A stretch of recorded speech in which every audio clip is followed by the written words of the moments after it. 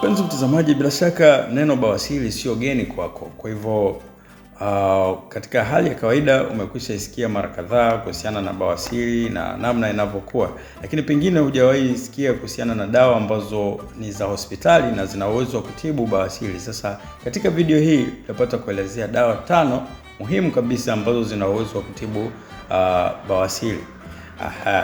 Dawa hizi 5 zina uwezo wa kutibu bawasiri na tutaelezea namna gani zinatumika, lakini tutapata kuangalia pia aina za bawasiri na hatua za ukuaji wa bawasiri. Ungana nami mpaka mwisho wa video hii, lakini usiache kusubscribe, comment na kushare. Na hii bawasiri iko za aina 3. Kuna bawasiri ya nje, na kuna bawasiri ya ndani, na kuna bawasiri ya katikati, yani katikati ya nje na ndani. Lakini pia bawasiri inakuwa na hatua za ukuaji. Kuna hatua za awali kabisa. Kwa mfano hii bawasiri ya ndani, hatua ya awali kabisa, mtu anakuwa anatokewa na uvimbe ambao unabana ile njia ya kupitisha haja kubwa, kiasi kwamba akienda haja kubwa anapata maumivu makali sana. Lakini inaweza ikatengeneza hali fulani kama ya kinyama ambacho ukiwa unajisaidia kinakuwa kinatoka nje, alafu kimaliza kujisaidia kinapata kuingia tena ndani. Hiyo ni katika hatua ya awali. Lakini katika hatua ya pili, hivi vinyama vinakuwa vinatoka nje wakati wa kujisaidia, alafu ukimaliza haviingii ndani wenyewe mpaka usaidie kupush na kidole, ndio vitapata kupotea. Lakini hatua ya 3 wenyewe huwa ni hali mbaya zaidi, kwamba hizi nyama sasa au uvimbe unatoka kabisa nje, na ile njia ya haja kubwa inakuwa ni ndogo sana kiasi kwamba mtu hawezi hata kupata choo. Sasa ikifika katika stage kama hiyo, huwa tunashauri au huyo mtu atalazimika kupata upasuaji mdogo ili aweze kurudi katika hali ya kawaida. Hiyo ni katika aina ya bawasiri ya ndani na ya kati. Lakini kwa bawasiri ya nje yenyewe huwa inaonekana dhahiri sana, kwa sababu inakuwa ni kinyama ambacho kinaota katika karibu na mlango wa haja kubwa. Dawa ya 3 inaitwa Venosmil au Hydroxyzomine. Hii inakuwa na miligramu 200 na hii ni ya kumeza. Hii ni ya kumeza. Inachokifanya yenyewe inaimarisha kuta za mishipa ya damu ambayo inakuwa katika njia ya haja kubwa au maeneo yale ya mlango wa haja kubwa. Lakini pia inaondoa uvimbe wa ndani na nje. Hii sasa kwa kawaida inaweza ikamezwa kidonge kimoja kila baada ya masaa 12 au vinginevyo sawasawa na utakavyokuwa umeelekezwa na mtaalamu wa afya. Sasa hii ina muonekano kama huu hapa.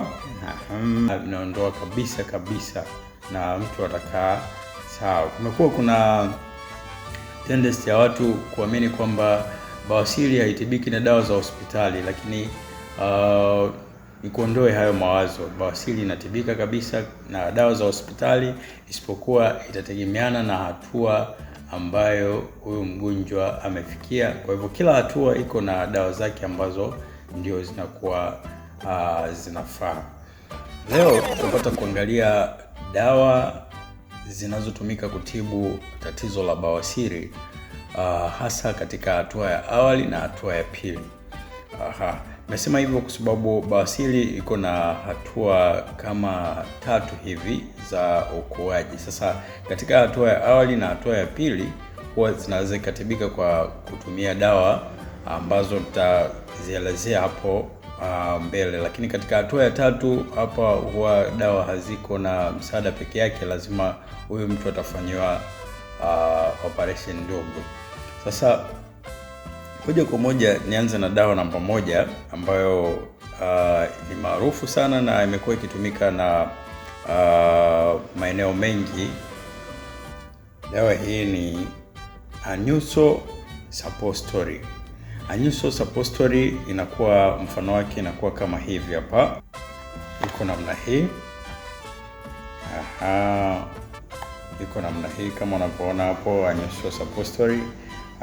Na kwa ndani suppository zenyewe zimekaa katika muundo kama huu. Sasa hii mara nyingi huwa inatumika kwa bawasiri ya ndani. Nitaelezea hapo mbele. Bawasiri ina aina 3 ambapo nitazielezea hapo mbeleni. Sasa aina mojawapo ni hii ambayo inakuwa ndani. Kwa hivyo hizi zinatumika kwa unakuwa na insati katika njia ya haja kubwa. Ili uweze kutumia hii unaweka katika friji kwanza au katika ubaridi, inaganda. Kama ukikandamiza hivi hapo unaona ndani iko ni liquid. Kwa hivyo inaganda kwanza, alafu ndio unapata kumenya hapa ili kutoa ile bullet ambayo inakuwa ndani ambacho kina mfanano wa kama risasi. Hii ndio unapata kuiweka katika njia ya haja kubwa. Sasa hii ina faida gani au inafanyaje kazi? Anyuso Suppository yenyewe inatumika kama nilivyosema kwa bawasiri ya ndani, lakini inapunguza maumivu, lakini pia inapunguza hali ya kuvimba. Hali ya kuvimba inaondoa kabisa. Dawa ya pili ni hii hapa. Inaitwa Piloken ointment. Lakini pia hii Anyuso ambayo tumeiona katika suppository huwa inakuwa na ointment yake. Nikisema ointment ni kwamba ni dawa ambayo iko katika mfumo wa tube, lakini yenyewe inakuwa ni ya kupaka, unapaka ndani au nje. Kwa hiyo hii Piloken ointment au Anyuso ointment zenyewe zinatumika kwa ajili ya hemorrhoid au bawasiri ya ndani na nje, na zinakuwa na applicator maalum. Kwa mfano kama ikiwa ni ndani, inakuwa na applicator maalum ambayo inatumika kwa ajili ya kupakia kwa ndani. Tube yake inakuwa na muonekano kama huu hapa. Hii ndio tube yenyewe, lakini kwa ndani inakuwa na applicator ambayo ndio hii.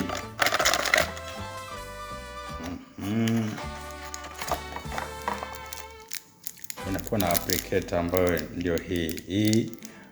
Mtu anakuwa na jinsati katika njia ya haja kubwa, alafu anakamua dawa.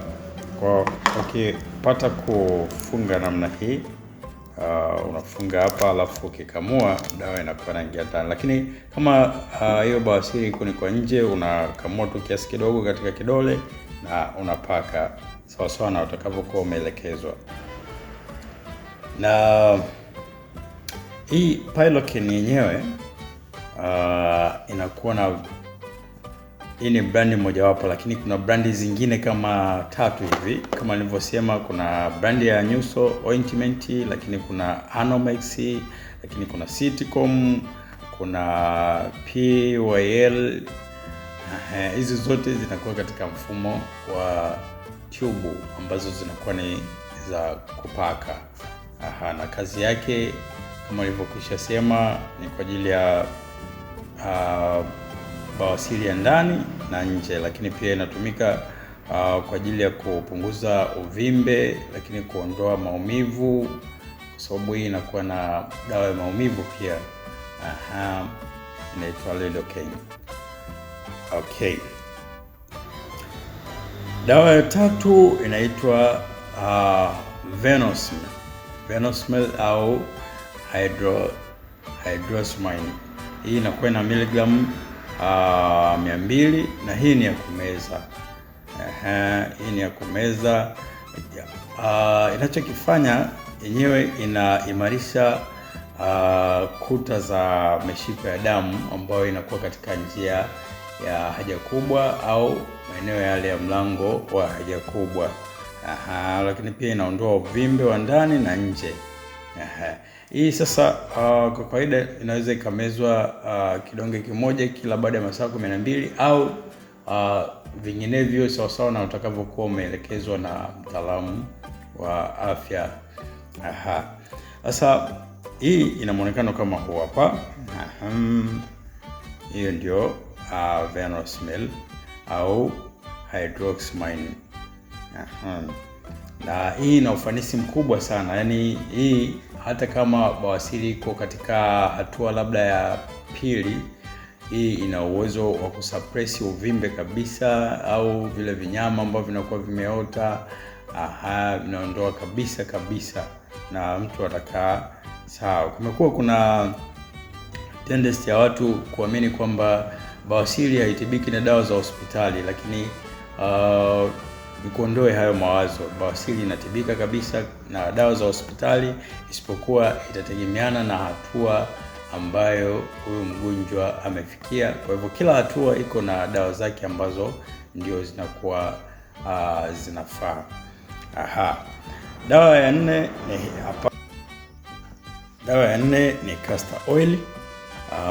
Hii castor oil mara nyingi ambayo imeonyesha kuwa effective sana ni ile ya Spain. Kuna castor oil ya Spain hapa, nimekosa sample yake, lakini kama ukikosa ile castor oil ya Spain unaweza tumia hata hii ya design hii hapa.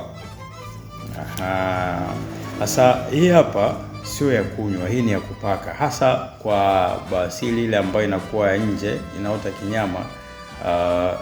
Hii hapa unakuwa unapaka angalau mara 2. Sasa ukiwa na zote mbili, yani kwa mfano ukawa na castor oil alafu ukawa na ile Piloken, utakuwa unapishanisha. Mchana au asubuhi unapaka castor oil, usiku unapaka ile Piloken. Sasa ukitumia hivyo angalau kati ya muda wa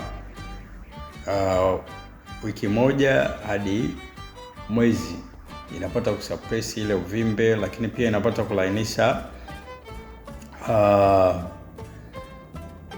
kulainisha ile njia ya haja kubwa au maeneo yale ya mlango wa haja kubwa.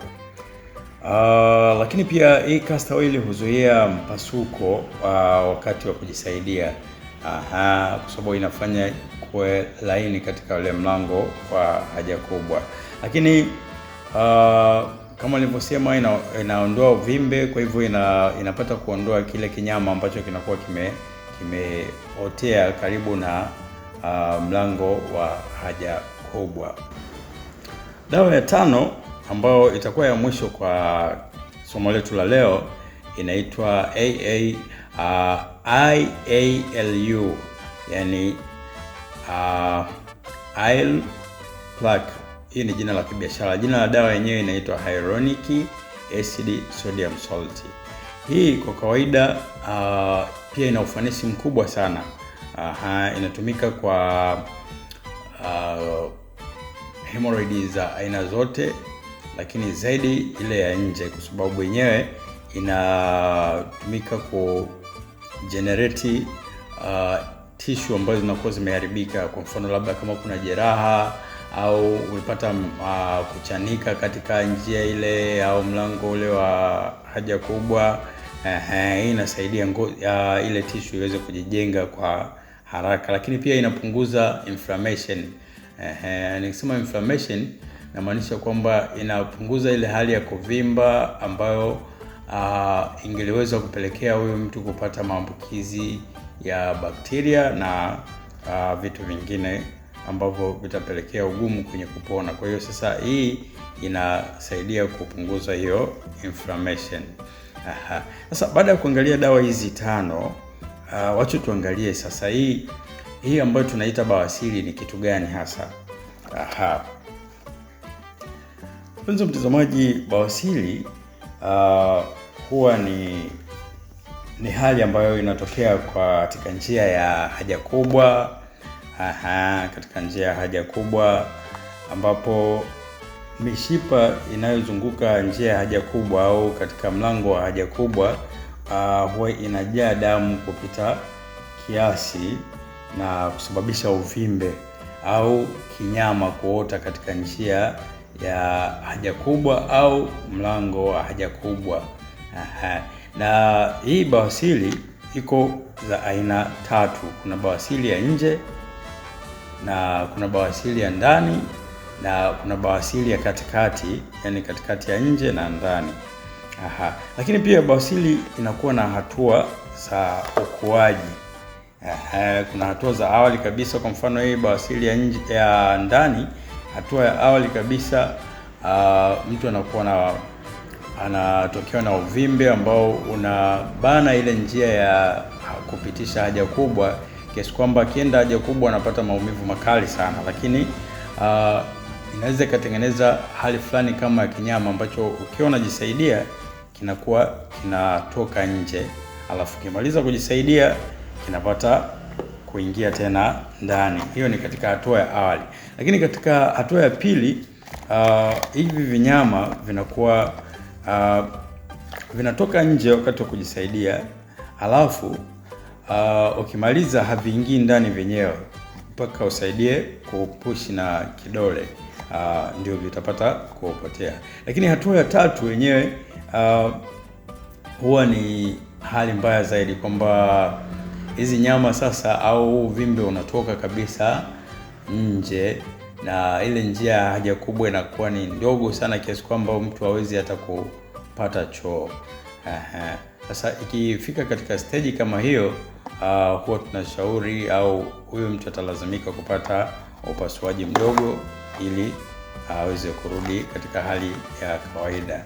Hiyo ni katika aina ya bawasiri ya ndani na ya kati. Lakini kwa bawasiri ya nje yenyewe huwa inaonekana dhahiri sana, kwa sababu inakuwa ni kinyama ambacho kinaota katika karibu na mlango wa haja kubwa.